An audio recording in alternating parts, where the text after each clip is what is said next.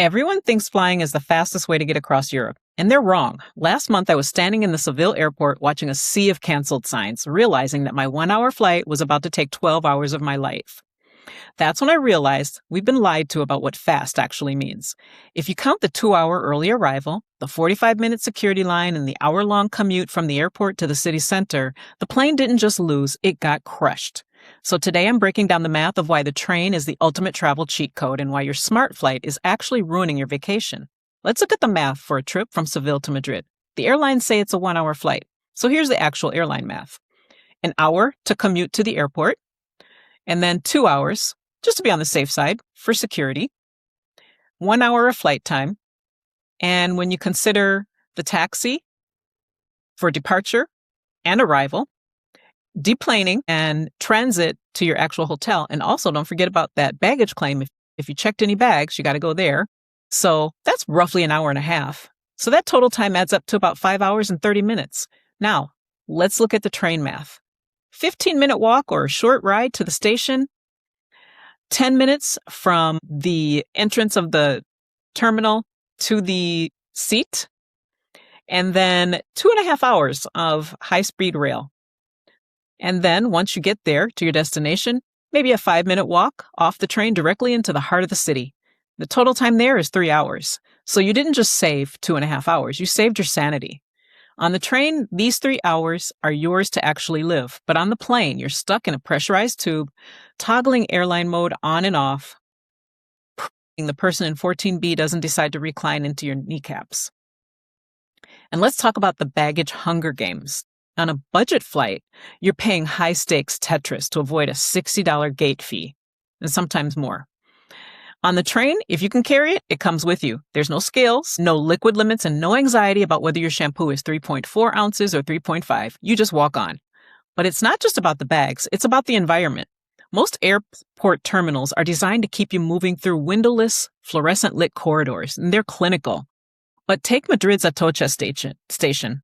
You aren't just walking into a transit hub, you're walking into a literal jungle. There's a massive botanical garden right in the center of the concourse with over 7,000 plants and tropical trees. In Seville, the Santa Justa station greets you with high vaulted ceilings and modern skylights that make the space feel like a cathedral of travel rather than a holding pen. These aren't just places to wait. They're landmarks you'd actually want to visit, even if you weren't catching a ride. When we finally gave up on the flight and walked into the Santa Justa station, the stress didn't just fade, it evaporated. Unlike the high-friction boarding process at an airport where you're funneled through gate after gate, boarding a European train feels more like entering a hotel. You walk from the garden at Atocha directly onto the platform, and within minutes, you're stepping into a different world entirely. Because once you leave that cathedral of a station behind, the guest experience really begins.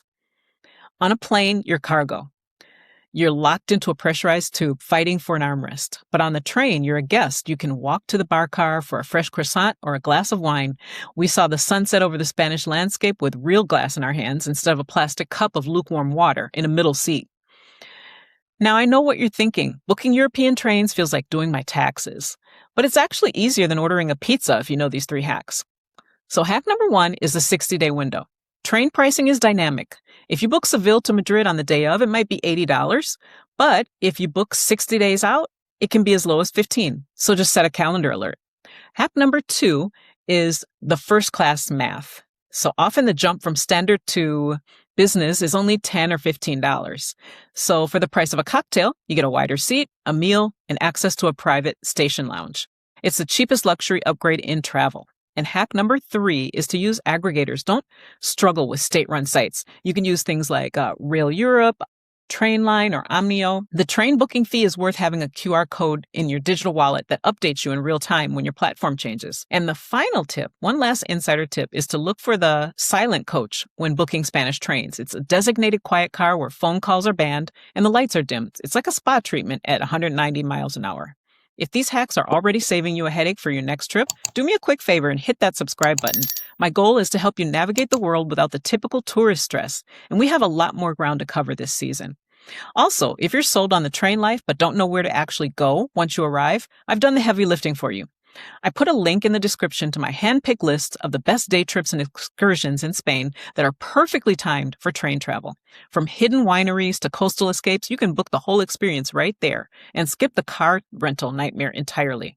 So next time you're booking a trip, ask yourself, are you trying to get there fast or are you trying to actually be there? I want to hear from you in the comments. What's the worst short flight you've ever taken that ended up taking you all day? If this changed how you're planning your next European summer, be sure to subscribe. Safe travels, and I'll see you in the next one.